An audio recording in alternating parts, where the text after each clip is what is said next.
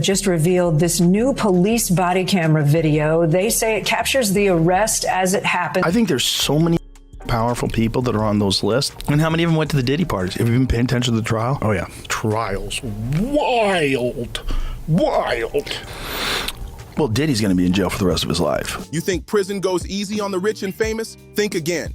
Joe Rogan says it's actually the opposite. According to him, when celebs like Diddy end up behind bars, their fame doesn't protect them. It paints a big target right on their backs.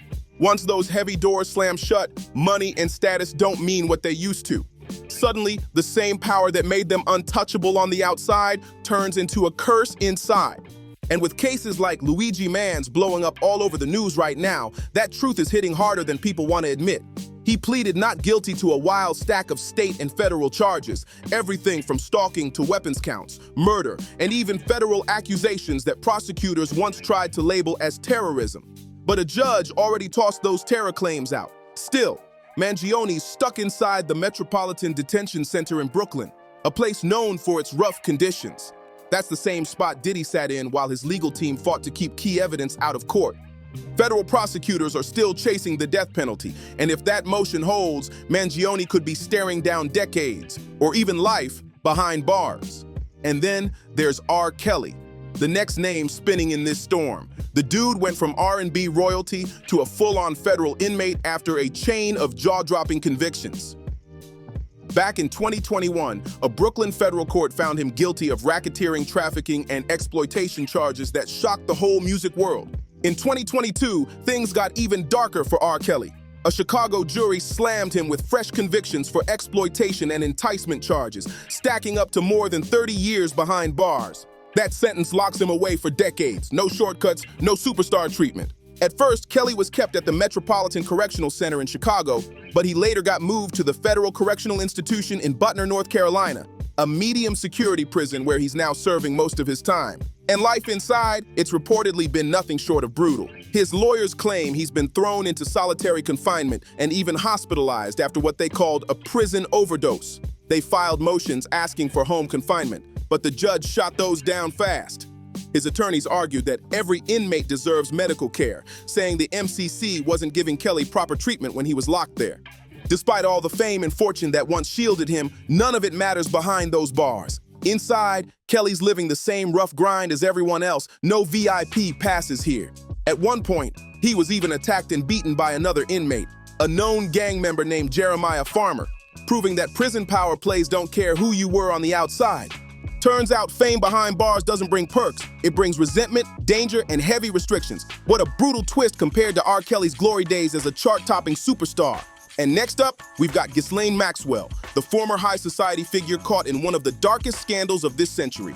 Maxwell was arrested back in July 2020, and by December 2021, a U.S. federal court found her guilty on multiple charges tied to her role in recruiting and trafficking young women for convicted offender Jeffrey Epstein. The scandal rocked the world, exposing the dark side of power, privilege, and silence. By June 2022, the gavel came down hard, 20 years in federal prison. She started her sentence at a low-security federal facility in Tallahassee, Florida, trading her lavish lifestyle for a prison uniform and cafeteria food.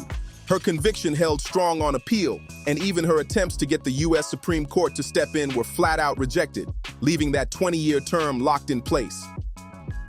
Then came August 2025. Maxwell got moved to the federal prison camp in Bryan, Texas, a minimum security facility that's way softer compared to other federal lockups. There, inmates live in dorm-style setups with almost no perimeter fencing in sight. But even with lighter security, that fall from luxury to confinement is a reminder that no amount of status can shield you once the truth catches up. She's not walking free anytime soon. Ghislaine Maxwell isn't due for release until 2037 unless she somehow lands a rare pardon or commutation. Even though her current prison is considered low security, life inside is nowhere near easy. Those minimum security camps might not have barbed wire everywhere, but they still strip away comfort, freedom, and privacy. And with her name constantly in headlines, Maxwell can't escape the spotlight. We are also following breaking news. Ghislaine Maxwell will serve 20 years in prison. Not even behind bars. Reports say she's tried to overturn her conviction and even asked for clemency, but so far, none of that has moved the needle on her legal status. And speaking of shocking names, the next one is almost unbelievable. Nicolas Maduro, that's right, the former president of Venezuela. According to reports, he was dramatically captured in Caracas during a U.S. military operation and flown straight to New York to face a mountain of federal charges. We're talking narco-terrorism, drug trafficking, conspiracy, and weapons offenses, all allegedly tied to an international smuggling network with gang and cartel connections. Maduro's not taking those accusations quietly, though. He and his wife, Celia Flores, showed up in a Manhattan federal courtroom after the capture and pleaded not guilty to every charge. Standing before the judge, Maduro defiantly declared himself a prisoner of war, insisting he's still the rightful president of Venezuela. What a dramatic twist for a man who once ruled a nation with an iron grip. Right now, Nicolas Maduro is sitting inside the Metropolitan Detention Center in Brooklyn. Yeah, the same MDC known as one of the toughest federal lockups in the country. This place has a reputation for chaos, overcrowded cells, brutal conditions, nonstop noise, and sanitation that's been called flat out awful. It's a serious downgrade from the luxury of any presidential palace. And get this, he's sharing a space once occupied by other famous names like R. Kelly, Ghislaine Maxwell, and Luigi Mangione. But we do begin tonight with singer R. Kelly, sentenced to 30 years behind bars after his conviction on racketeering and sex trafficking charges. But don't think fame buys comfort here. Behind those cold steel doors, big names often get treated differently. Sometimes with resentment from other inmates, sometimes with constant eyes from the guards. MDC's atmosphere is cold, tense, and unforgiving, where status means nothing once those bars slam shut. President Donald Trump has announced that the United States intends to run Venezuela after it carried out a large-scale attack and claimed to have captured its president, Nicolas Maduro, flying him out of the country with his wife. Explosions were heard in the capital, Caracas, this morning. Maduro's next big court date is set for March 17, 2026. And until then, he's stuck in federal custody staring down the threat of a decades-long sentence, or worse if prosecutors decide to go for the maximum penalty. And then there's Sean Combs, better known to the world as Diddy. I won't trust anything when you of the stature of Diddy. His life flipped upside down after his conviction on federal institution-related charges.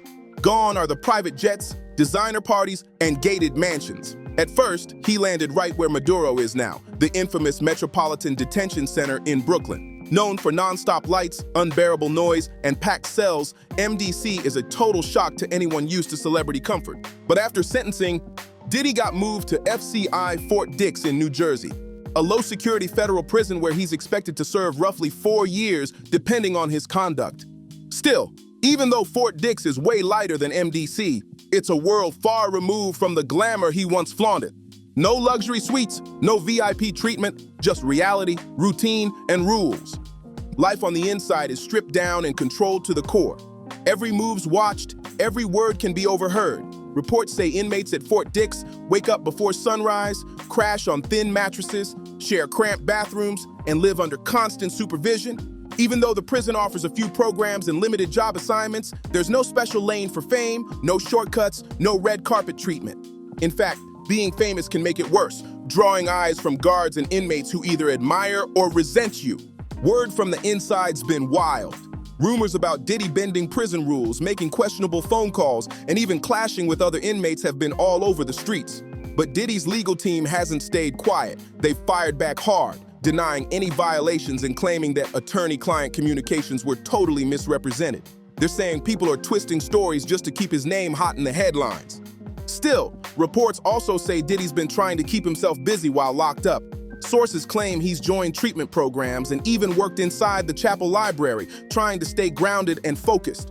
One story that really made waves, he apparently helped organize a massive Thanksgiving meal for over 1,000 inmates.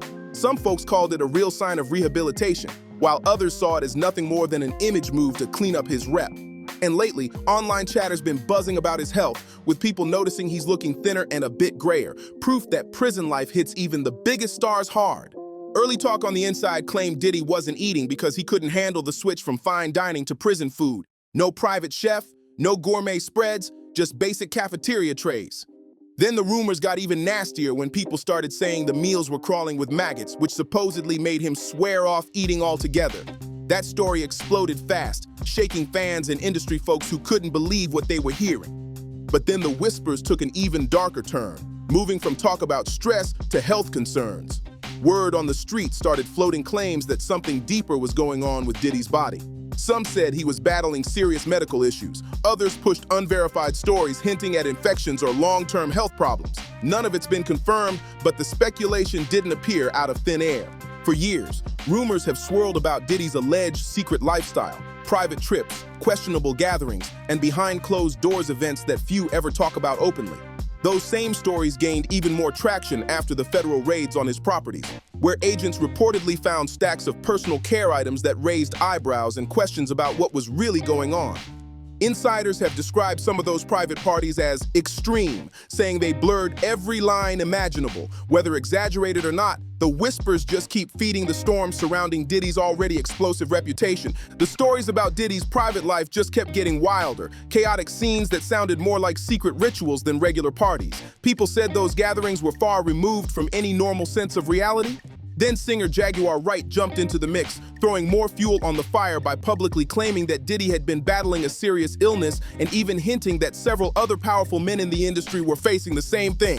She didn't drop any names, but she painted it as a hidden epidemic buried beneath fame, money, and silence. Then came the prison rumors, and that's when things got even messier. Whispers spread that Diddy's alleged secret behavior hadn't stopped after his arrest. Online chatter claimed he'd become a major point of fascination behind bars, with some inmates supposedly competing for his attention, fighting for favors, and trying to get close to him. Some stories even described literal scuffles breaking out over who could be near him. Whether those tales are true or exaggerated, one thing's undeniable. They stick because they line up with the image the public already associates with him. And once that image cracks, every rumor, every headline, and every shadowy claim gets seen through an even darker lens. Next up, Joaquin El Chapo Guzman, the man who once ran the world's most feared cartel before ending up buried deep inside the harshest prison the U.S. has to offer. After being extradited from Mexico, Joaquin El Chapo Guzman faced the full weight of U.S. justice. In 2019, he was convicted on a mountain of federal charges, drug trafficking, organized crime, and more, earning a sentence of life plus 30 years. On top of that, he was ordered to forfeit over $12.6 billion, a staggering number that shows just how massive his empire once was. Now, he's locked away in ADX Florence, Colorado, the most secure prison in the entire United States. This place is nicknamed the Alcatraz of the Rockies for a reason. It's pure isolation, near total solitary confinement, no real human contact, and every single movement tracked and controlled. No power, no influence, no escape. His empire gone, his voice silenced. El Chapo's reality now is a concrete box built to break even the toughest men alive. From running one of the world's most feared cartels to living in total silence, his story is the definition of a downfall. And next up, Michael Cohen. Once Donald Trump's right-hand man, now turned into a living cautionary tale about loyalty, power, and what happens when everything comes crashing down. Michael Cohen, once Donald Trump's trusted fixer, fell from power faster than anyone saw coming. In 2018, he pled guilty to tax evasion, bank fraud, and campaign finance violations connected to those infamous hush money payments. The fallout was brutal. 3 years in federal prison at FC Wine Otisville in New York. No violence, no cartel ties, but it didn't matter. Behind those walls, every bit of status vanished. He stood in line for commissary like everyone else, lived by strict daily counts, and moved only when guards said so. No favors, no shortcuts, just cold reality. When he finally got out, freedom didn't feel the same. Supervised probation, tight legal restrictions, and a reputation that never fully recovered followed him right back into the outside world. The power was gone, but the consequences, they stuck around like a shadow. So here's the real question. When the fame fades, the money runs out, and the cameras stop flashing, do celebrities really survive prison life? Or do they crack just like everyone else once the spotlight's gone? If you made it this far, drop a like, share this with your friends, hit that subscribe button, and let me know in the comments what you think, who handled prison life the hardest.